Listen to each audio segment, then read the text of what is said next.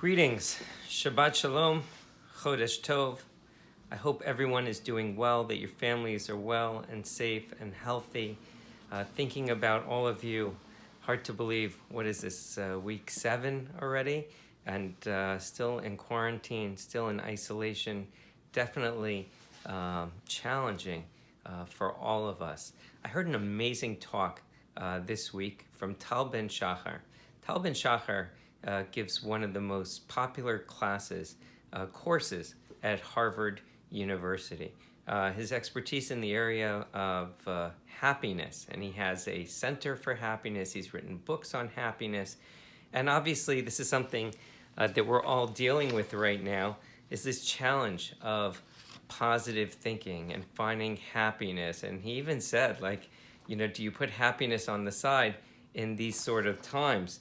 And he said that happiness studies is even more important now in difficult times. And he spoke about the difference between resilience and anti-fragility.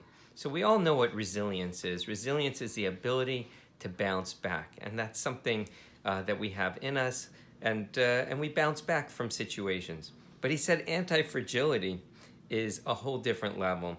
And that is taking resilience and one-upping it. That the important thing to think about right now is that we don't just want to bounce back out of this when this is all over. But the real attitude and the real approach is one of growth. How are we going to grow? How are we not going to just get back to the point where we were, but to get that much further, to be that much more ahead?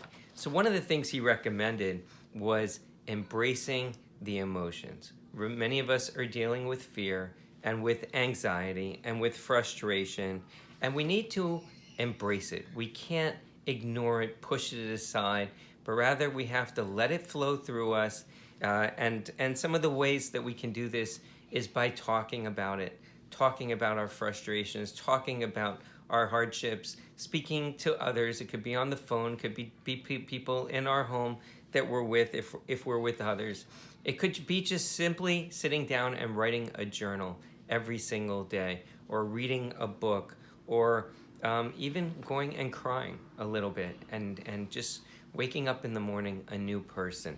So these are some things that we can do, is to embrace emotions, but even, again, to grow, to catapult from this situation, we want to be productive and to try to use this time productively. Not to just watch the news 24/7 and let it bring you down. To watch it in moderation. The Rambam says, Maimonides tells us to do things in moderation. So we need to do that carefully, be productive, learn something new. He said, learn astrophysics. I say, learn Mishnayot, learn Chumash, learn the Parsha, right? Again, exercise, daven with kavana, and most important is gratitude. Have gratitude to Hashem. Say to yourself, life is not perfect, but I'm going to make the best of it. And I'm grateful for what I have. I'm grateful for the health that I have. I'm grateful for the family that I have. I'm grateful for the people that I have, that I can pick up the phone or get onto Zoom and I can call them. We are, by our nature, Jewish people are people who say thank you. The first word that comes out of our mouths is modeh ani. It's not ani modeh. It's modeh. The first word is modeh. It means thank you, I. Right? Not I thank you. It's not I first, but it's thank I. Thanking God is the very first thing that we say in the morning, and that's our nature. We thank God for bread. We thank God for the food that we eat. We thank God when we see a rainbow outside. We thank God at every turn, certainly when we wake up in the morning.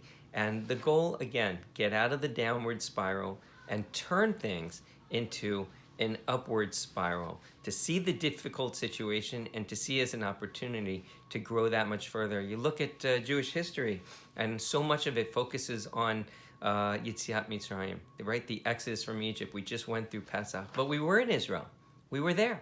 And yet we went down to Egypt and we rose further. We came back to Israel, but to that much of a higher level, building a Beit HaMikdash there by King David. So but his son, Shlomo HaMelech, David, prepared the way.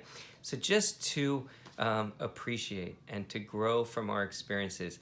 Just to point out also that this week, this Shabbat, in many ways, is the Shabbat of the two Brits, because the Brit meaning the covenants. So on the one hand, it's Shabbat Parsha Tazria and Metzora. So we read these two Parsha. It talks about Isha Ki Tazria, a woman who gives birth, right? And we see the birth of a child. And you think about the Brit Milah, and the Brit Milah is when a boy is 8 days old, we give him this Brit, this covenant. And it's a reminder for us. The fact that it's done on the 8th day reminds us that this world is a world of 6. And 7 represents the spiritual. And 8 reminds us of Lemala Min HaTeva. Lemala Min HaTeva means above and beyond what is natural. And that's God's covenant with Abraham, that he says to him that your people, your children, are going to be like the number 8. They will survive forever. And even the most powerful nations of the world will try to bring them to extinction, as we just observed Yom HaShoah this week.